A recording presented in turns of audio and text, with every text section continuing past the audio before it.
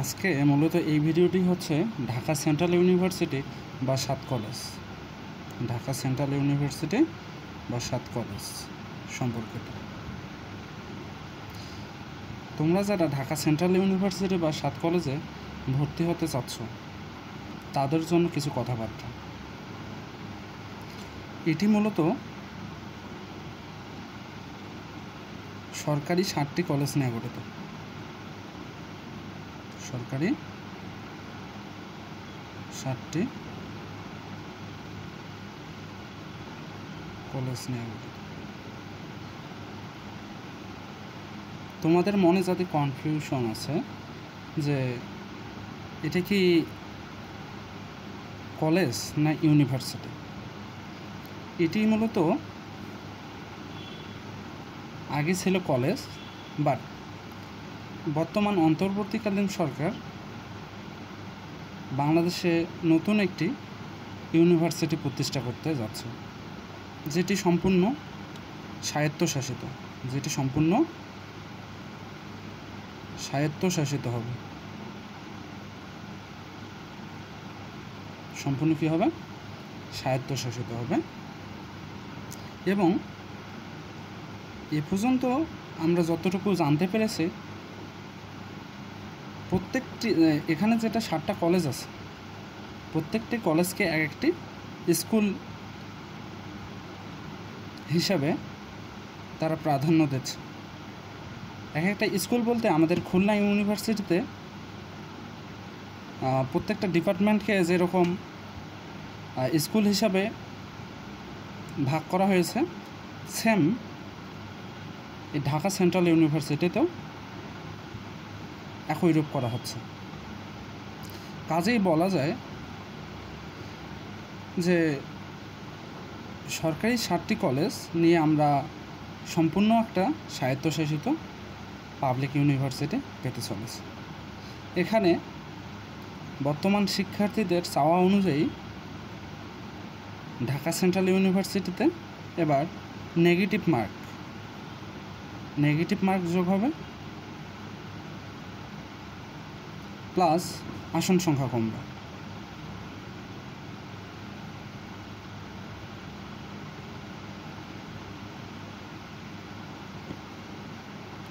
যদিও এই সপ্তাহের মধ্যেই অন্তর্বর্তী প্রশাসন গঠন করার কথা ছিল, কিন্তু কোনো কারণে জনপ্রশাসন মন্ত্রণালয় এই সপ্তাহে এই কাঠামোটি গঠন করা স্থগিত করে। পরবর্তী সপ্তাহে গঠন হওয়ার কথা, কিন্তু বর্তমান শিক্ষার্থীদের এই ঘটনাটি মেনে নিতে পারতেছে না, যার দরুন তারা আবারও ঢাকা ব্লক কর্মসূচির মধ্যে যেতে পারে। কাজেই তোমরা নিশ্চিত থাকো যে পরের সপ্তাহের মধ্যেই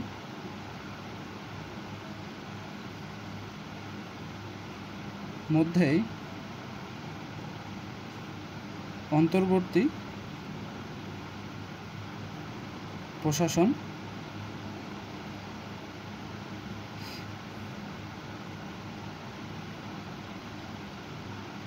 গঠন হয়ে যাবে।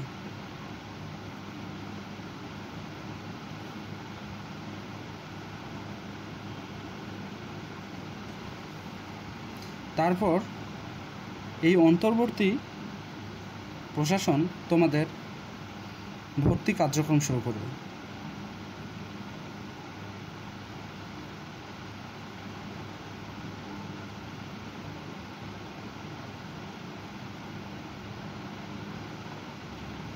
তোমরা যারা আগে আবেদন করছো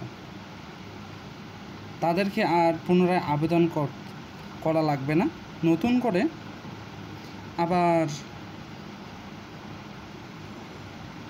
করে আবেদন পুনরায় চালু হবে।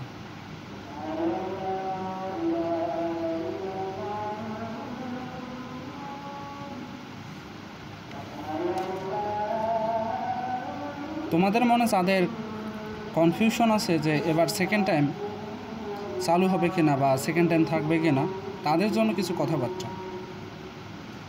সাত কলেজ বা ঢাকা সেন্ট্রাল ইউনিভার্সিটিতে বর্তমান যারা অধ্যয়নরত আছে তাদের কিছু সংখ্যক চাই সেকেন্ড টাইম থাক, আবার কিছু সংখ্যক সেকেন্ড টাইম থাক মানে যাতে না থাকে।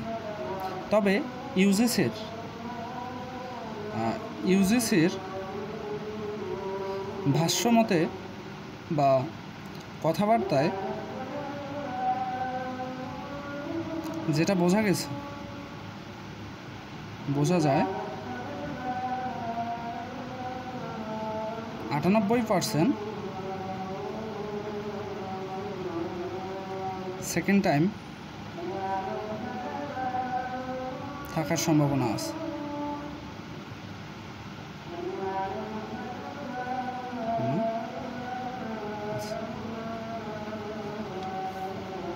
ঢাকা সেন্ট্রাল ইউনিভার্সিটিতে এই পর্যন্ত যতটুকু জানা গেছে যে ঢাকা কলেজ, ইডেন কলেজ এবং বদরুন্নেসা এই তিনটি হবে সায়েন্স ফ্যাকাল্টি বা সায়েন্স অফ স্কুল, এবং তিতুমির কলেজ এটাকে তারা করতে চাচ্ছে বিজনেস অফ স্কুল। তেমনইভাবে বাকি 5টি যে কলেজ থাকলো একইভাবে বাকি ডিপার্টমেন্টগুলো ভাগ করে দেওয়া হবে। কাজেই ঢাকা সেন্ট্রাল ইউনিভার্সিটি সম্পর্কে তোমাদের কারো যদি কোনো ধরনের জানার কিছু থাকে তোমরা কমেন্ট করতে পারো, এবং যাবতীয় যদি আপডেট লাগে ঢাকা সেন্ট্রাল ইউনিভার্সিটি বা সাত কলেজ সম্পর্কে যদি তোমাদের কোনো আপডেট প্রয়োজন হয় তাহলে তোমরা কমেন্ট করতে পারো। আর তোমাদের অবগতির জন্য আমি একটু জানাই দেই, আমি মূলত ঢাকা কলেজ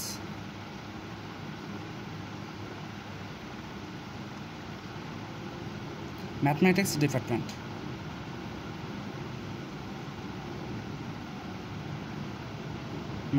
ডিপার্টমেন্টে আছে 23-24 সেশন, তোমাদের মূলত আগের ব্যাচ।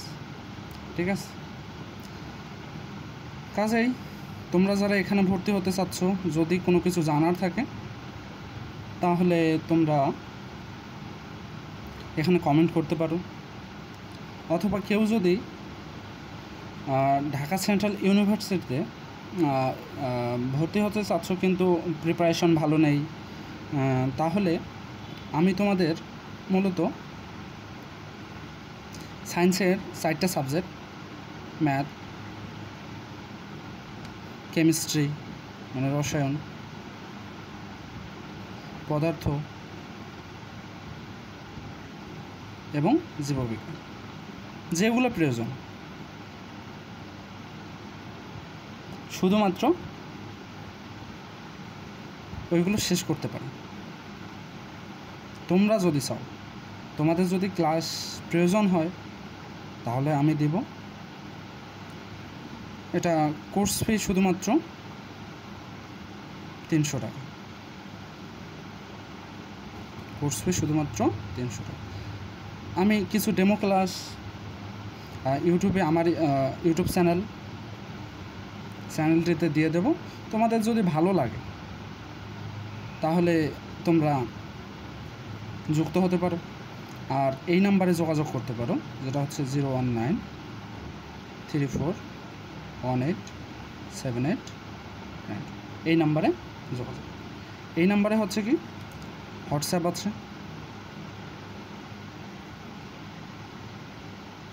হোয়াটসঅ্যাপে অথবা ফোন দিয়ে যোগাযোগ করতে পারো।